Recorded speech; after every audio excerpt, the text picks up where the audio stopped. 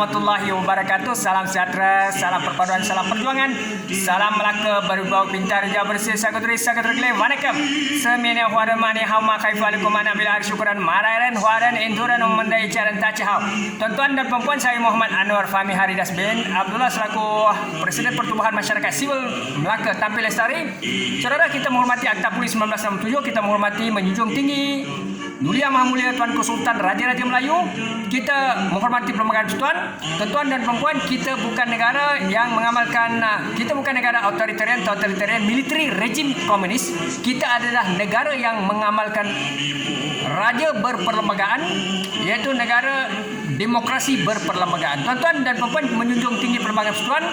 Artikel 5 to 19, freedom of speech at any really, choose your own school of thought and voice out. Saudara, hari ini kita membincangkan isu berkaitan dengan cadangan kepada Tuanku Sultan dan Raja-Raja Melayu berkaitan kaedah tangani rasuah paling berkesan di Malaysia.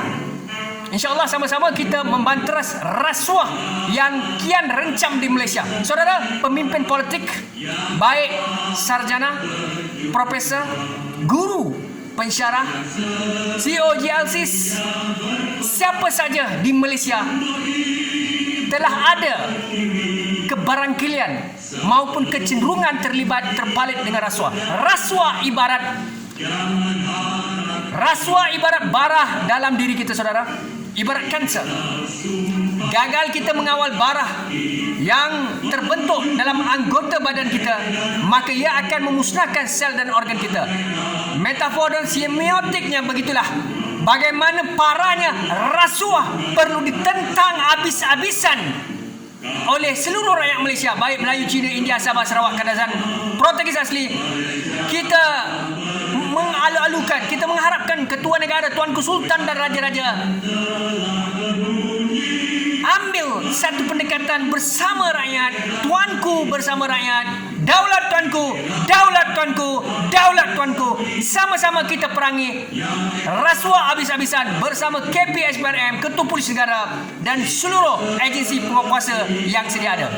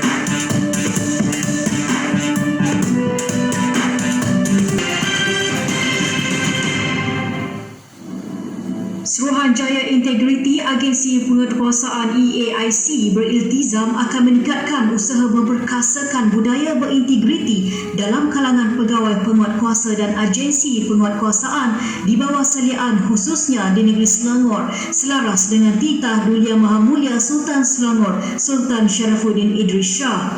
Menerusi kenyataan dikeluarkan, EAIC menjunjung kasih atas titah Baginda Sultan pada Rabu lalu yang menzahirkan kebimbangan terhadap aktiviti rasuah atau pecah amanah yang boleh meruntuhkan imej pentadbiran dan nama baik pegawai kerajaan di Selangor.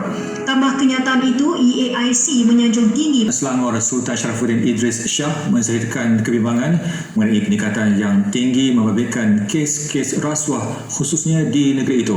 Baginda bertitah agar Suruhanjaya Pencegahan Rasuah Malaysia SPRM dapat melakukan siasatan yang telus dan teliti supaya pelaku yang dihadapkan ke mahkamah tidak terlepas dengan mudah. Sultan Sharafuddin siang tadi berkenan menerima menghadap Ketua Pesuruhjaya SPRM Datuk Seri Azam Baki di Istana Bukit Kayangan Shah Alam. Turut berangkat Raja Muda Selangor Tengku Amir Shah. Menerusi hantaran di Facebook, Selangor Royal Office memaklumkan pada pertemuan 2 jam itu, Baginda diberi taklimat mengenai peningkatan yang tinggi kes rasuah di Selangor. Baginda juga menyeru agar perbicaraan kes rasuah disegerakan dan mahkamah tidak melayani penangguhan kes tanpa alasan yang kukuh. Rakyat katanya sudah muak dan bosan melihat pendakwaan kes-kes rasuah yang berlarutan terlalu lama.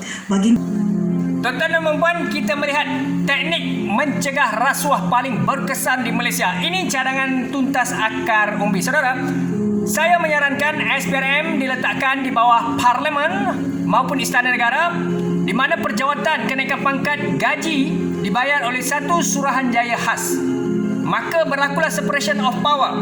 Tidak ada lagi campur tangan daripada Perdana Menteri untuk mencadangkan ketua pengarah SPRM atau ketua polis negara ataupun mana-mana ketua pengarah untuk mana-mana jawatan agensi penguatkuasa dalam Malaysia. Saudara, apabila gaji dan perjawatan mereka dikawal, maka berlakulah di situ kebimbangan ketua-ketua jabatan atau ketua pusat tanggungjawab untuk bertindak terhadap mana-mana pihak, termasuk mana-mana ahli politik, CEO, siapa saja yang melakukan rasuah di dalam negara ini. Maka itulah kita mohon supaya SPRM diletakkan terus di bawah istana maupun parlimen, supaya gaji, perjawatan, segala kenaikan pangkat mereka bebas untuk bertindak dengan berintegriti, beraccountability, berani kerana benar untuk menyelamatkan negara tercinta Malaysia daripada mereka-mereka yang korup, salah guna kuasa, melakukan keterisan dan rasuah berleluasa di Malaysia. Saudara, yang keduanya, hukuman mandatori penjara seumur hidup, gantung sampai mati pesalah dan pemberi rasuah. Saudara, sudah sampai masanya kerana kita perlu mengamalkan hukuman mandatori kepada mereka, kerana rasuah ini dilaknat oleh Allah Subhanahu Wa Taala. Rasuah ini juga adalah satu perbuatan yang terkutuk. Saudara, mereka-mereka ini adalah petualang pengkhianat bangsa. Maka hendaklah hukuman lebih tegas dan keras dikenakan supaya setiap rakyat, baik Melayu, India, Cina, Sabah, Sarawak, Kadazan, Portugis asli, di antara rakyat Malaysia, pemimpin politik kerajaan atau pembangkang, siapa saja, guru, pensyarah, anggota pegawai keselamatan dan siapa saja frontliner, tidak akan melakukan rasuah kerana mereka bimbang. Saudara, yang ketiga adalah buang negeri dan lucutkan kewarganegaraan bagi pesalah jenayah rasuah di Malaysia. Saudara, kita perlu pertimbangkan perkara ini secara serius, di mana buang negeri dan perlucutan kewarganegaraan bagi pesalah jenayah rasuah di Malaysia boleh dilakukan oleh Tuanku Sultan dan Raja-Raja Melayu. Tuanku paling murka terhadap mereka-mereka yang menjadi pengkhianat dan petualang bangsa. Daulat Tuanku, daulat Tuanku, daulat Tuanku. Assalamualaikum dan salam sejahtera. Bertemu lagi dalam MG Flash 6 April bersama saya Zazrina Zainuddin. Kita ke berita utama. Seorang pegawai kanan sebuah agensi kerajaan ditahan Suruhanjaya Pencegahan Rasuah Malaysia SPRM dipercayai terlibat dalam sindiket kartel projek yang ditumpaskan semalam. Dia dipercayai menerima rasuah sebanyak RM300,000 bagi membocorkan maklumat berhubung spesifikasi projek-projek kepada ketua sindiket untuk memudahkan penyediaan dokumen-dokumen tender.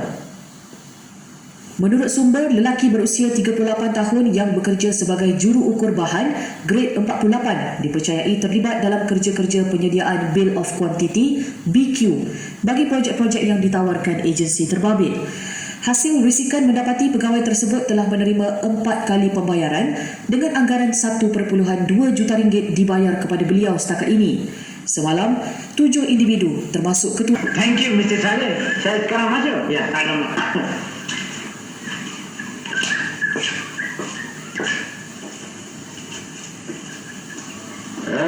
ini Fana Dana Mana Padam. Ayo, wajib. Sekarang India ada baca ke? Sekarang ada belajar kan? Amma. Wah ini apa? Ini apa? Kita vid. Wira dola viru. Viru apa kita? Rumah. Runa mana rumah. Cina itna tina ceti. Baca. Ini India, belakang boleh pelajar buat. Ya kan? Saya punya hutang dulu 3.000 beli kecil. Mana ada hutang sekarang belum gaji lagi. Tuan-tuan dan puan-puan, kita lihat peri pentingnya kemurkaan tuanku memayungi kadar penurunan rasuah di Malaysia. Saudara, imuniti Raja-Raja Melayu perlu dikembalikan semula bagi kes pencegahan jenayah dan salah guna kuasa. Saudara, dahulu Sultan dan tuanku Raja-Raja Melayu amat digeruni, disegani, ditakuti. Titah tuanku, kemurkaan tuanku, kemurkaan istana, penjawat awam, ketua jawatan, rakyat, 33 juta rakyat Melayu, India, Cina, Sabah, Sarawak, Kadazan, Portugis asli kita menjunjung tinggi titah tuanku, bimbang, takut. Sebab itulah peri pentingnya tuanku memberi penegasan serius terhadap agenda memerangi rasuah dan salah guna kuasa dalam kalangan ahli politik, pemimpin JLCs, think tank, guru, pensyarah, siapa saja yang terpalit dengan jenayah rasuah di negara ini. بظهور النبي أحمد ظهر الدين المؤيد بظهور النبي أحمد يا هنانا بمحمد ذلك الفضل من الله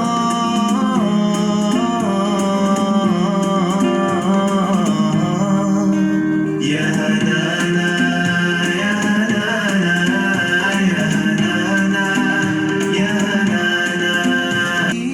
Tuan-tuan dan perempuan, parah rasuah di Malaysia, parah, begitu parah. Kita lihat bagaimana hari ini sahaja satu peristiwa ataupun berita kita dapati Datuk Bandar MBIP ditahan SPRM dan dihadapkan ke mahkamah pertuduhan menerima rasuah daripada kontraktor berkaitan projek PBT tahun 2021 baru berlaku pada hari ini. Saudara, seterusnya kita melihat kepada bagaimana golongan intelektual, sarjana, profesor maupun Naib Chancellor dipanggil SPRM, subahat pemberian tender terus 6 juta dan penipuan 60,000 alam rumah. Lantik firma government hampir 180,000. Saudara, memang di industri berkaitan sudah ada bahagian undang-undang. Namun mengapa perlu mengambil lantik firma government daripada luar dengan kos 180,000 dan alam rumah 60,000 saudara. 6 juta penipuan tender terus. Pemberian tender terus. Saudara, kita melihat 15 kali juga keluar negara bersama menteri dan sambil-sambil ziarah anaknya di luar negara. Begitulah artikel dalam media baru disiarkan sebentar tadi. Saudara, seterusnya, pegawai Jabatan Agama Islam ditahan SPRM terima nilai suapan hampir 130,000 tahun 2020. Saudara, perlakuan jenayah rasuah tidak mengenal demografi, ras, keturunan, bangsa, agama, penduduk, pendalaman ataupun urban area, rural area, golongan sarjana, profesor, ulama, ustaz, ustazah, guru, pensyarah, siapa saja pemimpin politik yang tidak berintegriti, bermaruah, bermoral, hipokrit, pentingkan diri, mereka-mereka yang pengkhianat dan petualang bangsa ini perlu diperangi habis-habisan di negara ini. Saudara, jangan kita biarkan rakyat kita terus dalam kemelaratan, kemiskinan, kedaipan, papa kedana, rakyat ikat perut, golongan-golongan yang zalim, rakus, mengaut keuntungan atas angin dan mereka tidak pernah sedar dan mahu taubat nasuha. Sebenar-benar taubat adalah taubat nasuha.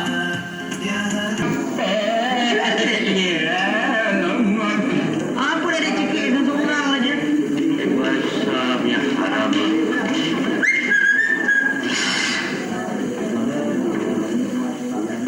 Ini nanti nak kena. Sokong saja kan? 3.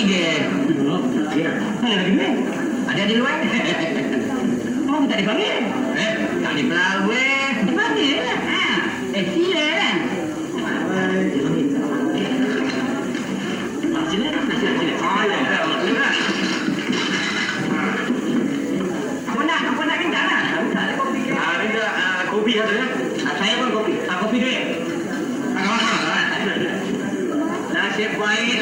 buat lebay ni. Kalau tidak kami sesat nanti. Nak cari satu dia. Nak mencari Pak Haji Husin.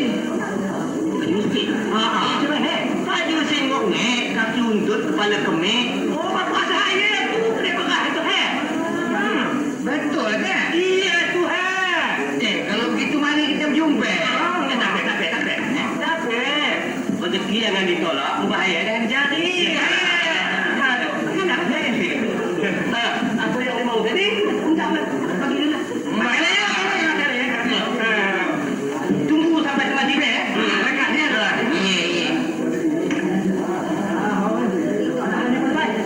Mana aku jadi belakang? Ini. Apa hal ni? Saya lari ke orang tu dia nak makan kuih puri. Dia nak pindah ke saya.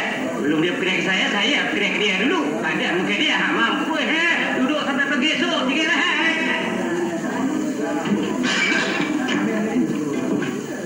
Ibu lama dia pergi pun. Jangan-jangan kita ni dah kena tipu tak?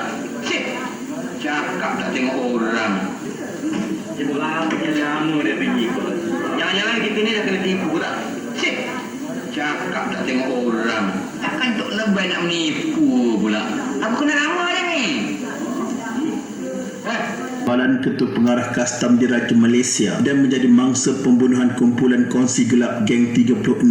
Akhbar Utusan Malaysia melaporkan bahawa Geng 36 mahu membalas dendam kerana dadah yang diseluduk telah dirampas di pelabuhan dan lapangan terbang.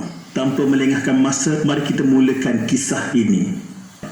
Beliau sudah berkhidmat selama 30 tahun bersama Kastam dan diberikan jolokan Mr. Clean. Syahrudin yang mengetuai bahagian perkastaman dan cukai dalam negeri hanya tinggal setahun untuk bersara sebelum ditembak mati.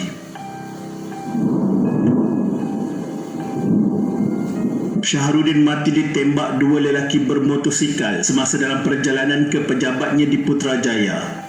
Ketika kereta yang dinaikinya berhenti di persimpangan lampu isyarat dari Lebuh Sentosa ke Lebuh Bawasan kira-kira 8.15 pagi pada 26 April 2013. Isyarat dari Lebuh Sentosa ke Lebuh Bawasan kira-kira 8.15 pagi pada 26 April 2013. Mangsa yang duduk di sebelah pemandu kenderaan pacuan 4 roda ditembak 3 das dari jarak dekat oleh seorang daripada dua lelaki menaiki motosikal.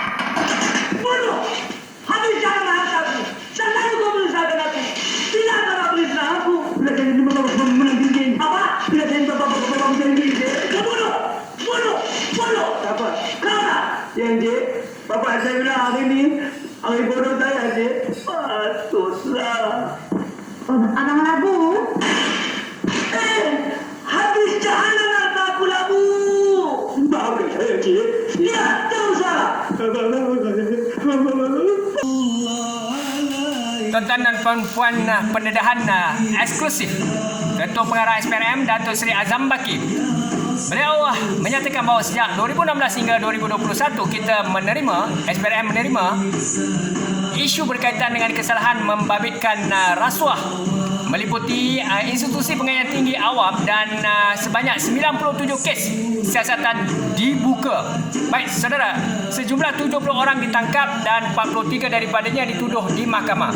Beliau berkata dalam ucapan selepas Majlis Pelancaran Pelan Tindakan Integriti UKM 2021-2025 yang diadakan secara maya. Saudara, harap pegar makan padi. Begitulah keadaan isu bagaimana berlakunya rasuah. Golongan intelektual, profesor sarjana, warga universiti sepatutnya menjadi cendekiawan, menunjuk jalan, membina tamadun. Tetapi manusia tetap memiliki nafsu, melakukan kekilafan. Saudara, kita perlu betulkan keadaannya yang sangat bercelaru dan rencam. Bagi tafsiran rasuah yang sebenar seperti contoh, rasuah maksudnya memberi harta dengan tujuan membatalkan hukum ataupun mendatangkan perkara yang tidak hak baginya ataupun membenarkan orang yang salah. Itu rasuah. Contoh kontrak yang ditender sepatutnya ramai-ramai tender itu dibuka. Maka kita beri kepada Menteri Besar, kepada Exco duit RM50,000 supaya kita terus mendapat projek itu. Sedangkan projek itu dibuka tender untuk 100 orang kontraktor contohnya. Maka dalam 100 orang itu seorang akan dapat dengan undi. Maka kita menafikan hak orang lain, hukumnya rasuah.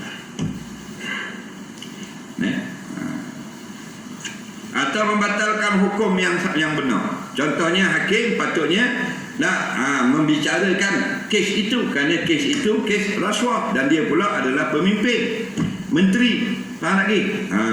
Tapi oleh kerana dah hakim orang dia, pegawai negara orang dia, digugurkan akan kes itu. Itu semua itu rasuah pula itu.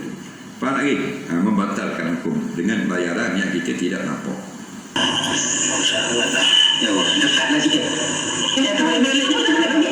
Oh, yang kecil aja mata ketinggalan dah. Sudah dah.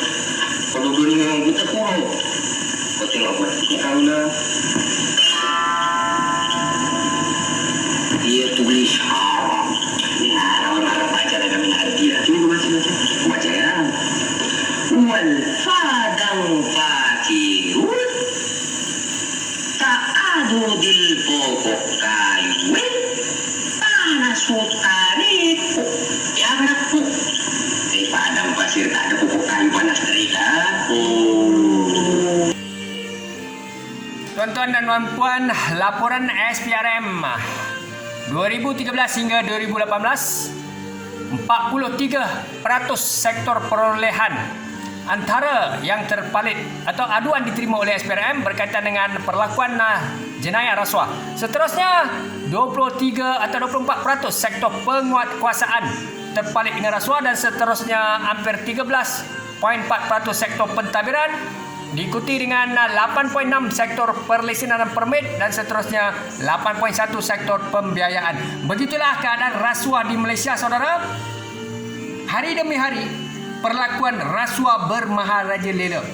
Kita mahu melindungi rakan, sahabat, jiran, kenalan, tetapi kita lupa bahawa rasuah, pemberian rasuah, penerima rasuah, kedua mereka adalah pengkhianat dan petualang bangsa.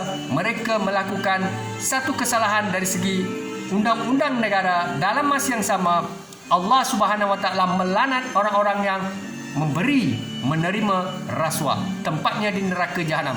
Tuan-tuan dan puan-puan, sudah sampai masanya kita menyelamatkan tanah air yang tercinta, Malaysia. Sama-sama kita membanteras rasuah, baik Melayu, India, Cina, Sabah, Sarawak, Kedah dan Pulau Tegal asli. Marilah kita berjuang bersama-sama Tuanku Sultan dan Raja-Raja Melayu. Biar Tuanku tampil murka untuk membantu kita menyelamatkan Malaysia. Dan ketua-ketua jabatan, ketua-ketua agensi, lakukan yang terbaik. Jangan takut, jangan bimbang dengan ancaman